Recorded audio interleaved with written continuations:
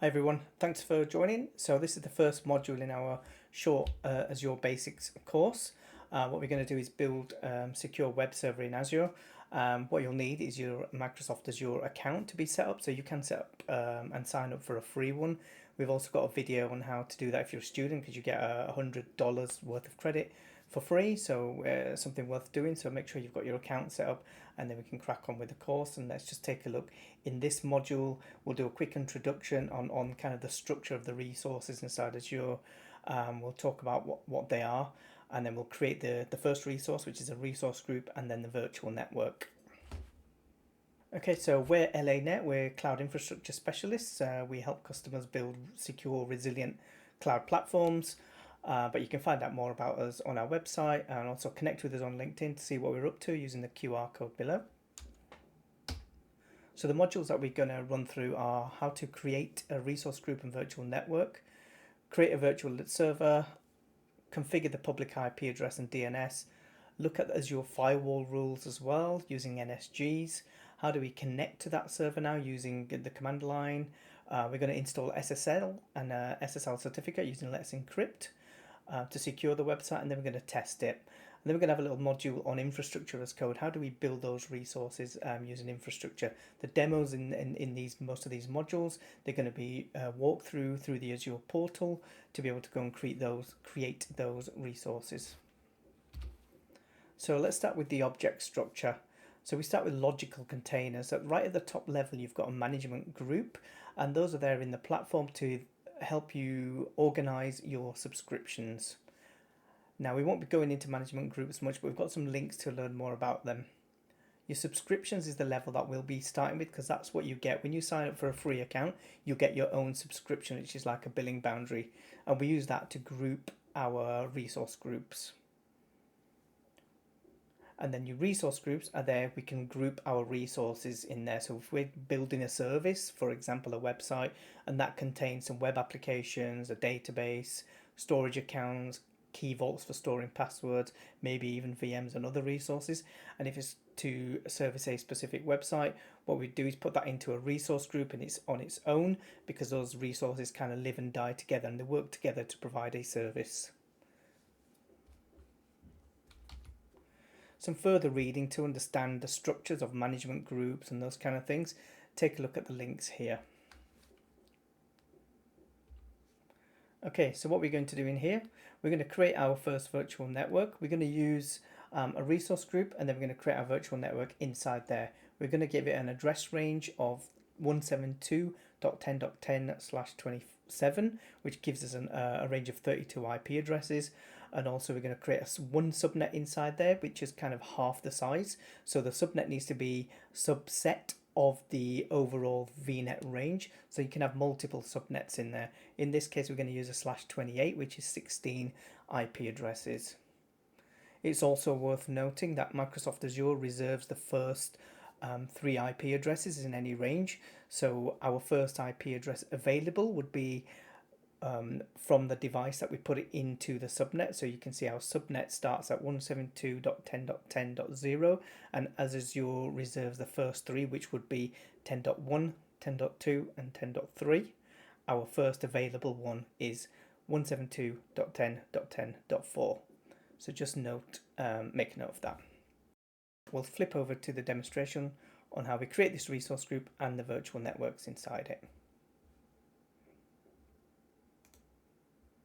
First, we'll go to the Azure portal, which is portal.azure.com. We'll take a look at our subscriptions, and you should see your subscription listed. This is my test one. And we'll look at resource groups, and the first thing to do is create our own resource group. So we're going to give it a name.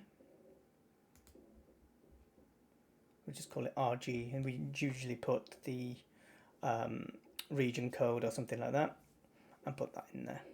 We'll give it a region, so which region do we want to create our resource group?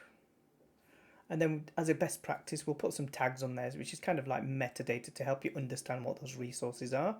It's a good way of understanding who the owners are, what projects they're for, what cost center even. So it helps once you've got a big environment with lots of resources, it helps to tag them with these tags so you can understand what your resources are better.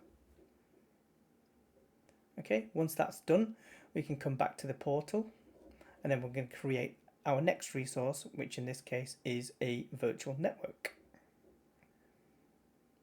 So what we'll do, we'll click on networking as a category.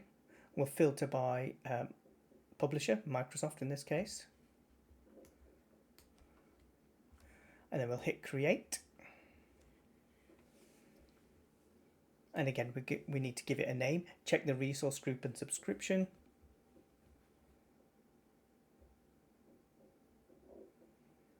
Give it a name, select the region.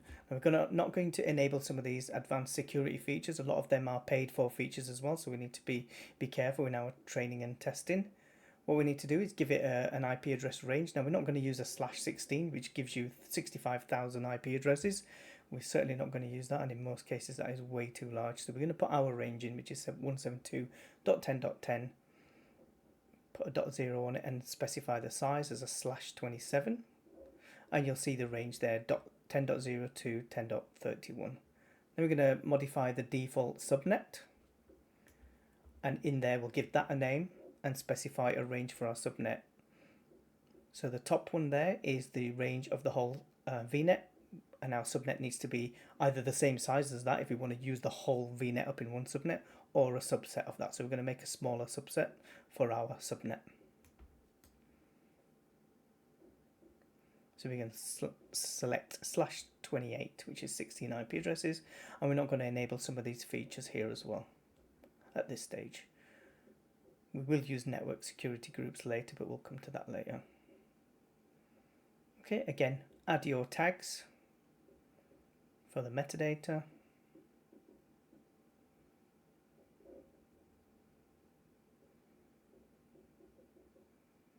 Then review what you're going to create,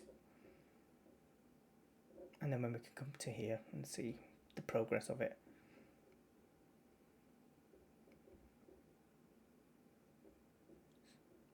So in there we'll be able to see the deployments as well. So these are kind of like the back-end jobs. So we requested that virtual network to be built, and inside here we can see what jobs were run, what they were called, all the parameters that we put in, all the names, regions, etc.